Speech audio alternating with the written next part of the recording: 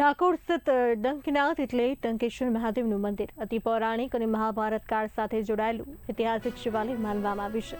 પ્રાચીન સમયમાં વિસ્તાર ખાકરિયા વન તરીકે ઓળખાતું હતું. માન્યતા મુજબ ડંક ઋષિએ અહીં ઘોર તપસ્યા કરી શિવજીને પ્રસન્ન કર્યા હતા.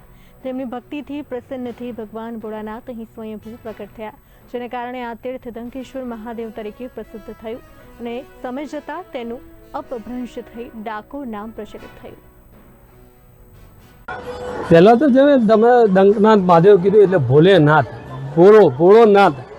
જ્યારે પણ તમારે પાસે બીજી જગ્યાએ જવું હોય તો ઘણો ચઢાવો કરવો પડતો હોય છે, બધું કરવું પડતું હોય છે. એની જગ્યાએ તો અહીંયા એક જલનો લોટો લઈને આવો, 5 બીલીપત્ર લઈને આવતા હોય તો ઘણી બધી મનોકામના અહીંયા પૂર્ણ થતી હોય છે. શું ઇતિહાસ છે? ડાકોર ડંકનાથ મહાદેવનો ઇતિહાસ એવો છે કે દ્વાપર યુગની અંદર જ્યારે પાંડવોને જ્યારે અહીંથી નીકળ્યા ત્યારે જેમની જોડે કૃષ્ણ ભગવાન પણ હતા. ત્યારબાદ અહીંયા આગળ એક નાનો કુંડ હતો અને ડંક ઋષિનો આશ્રમ હતો. એ આશ્રમની અંદર બાજુમાં કુંડ હતો. હવે એટલાથી ભીમની તરસ છુપાય એવી નથી, માટે એમને ડંક ઋષિના પાસે આજ્ઞા માગી કે ભાઈ હું અહીંયા આગળ મારી તરસ નથી છુપાતી. તો એમને ગદાનો પ્રહાર કર્યો. ગદાના પ્રહાર કરી 999 વીઘાનું મોટું તળાવ કર્યું અને ત્યારે એમની તરસ છુપાઈ.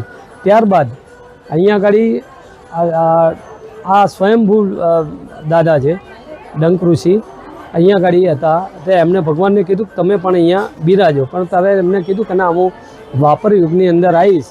તો ત્યાં આગળ એક આ ભગત અહીંયા બોડાણા ડાકોરમાં થયો અને એ બોડાણા ભગત ભગવાનને અહીંયા લઈ આવ્યા. ત્યાર પછી ઘૂઘરી બ્રાહ્મણો દ્વારકાથી અહીંયા આગળ આવ્યા અને જ્યારે ઘૂઘરી બ્રાહ્મણો દ્વારા ભગવાનને એમ કહેવામાં આવ્યું કે હવે તમે તો ના આવો તો કાંઈ નહીં, પણ તમારા ભારોભાર અમને સોનું આલો.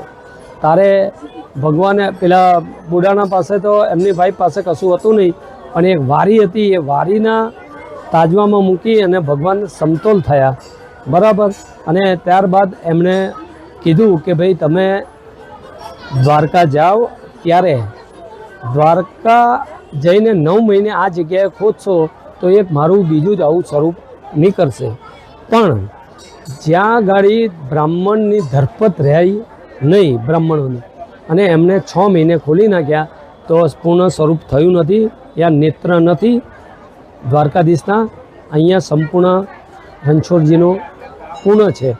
એટલા માટે અને કોઈ પણ જગ્યાએ તમે ગંગાજી જોઈ લો, કોઈ બી જોઈ લો કે જ્યાં ગાડી ખાલી કૃષ્ણ ભગવાન કોઈ જગ્યાએ પૂર્ણ તરીકે એમને પગનો અંગૂઠો જ બોર્યો છે, પણ અહીંયા ગાડી જોશો તો ભગવાન આખા ગોમતી મૈયામાં છુપાઈ ગયેલા.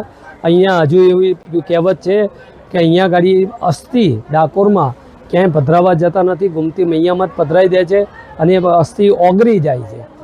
અસ્થિ ઓગળી જતી હોય એવી એક આ પહેલી જગ્યા છે.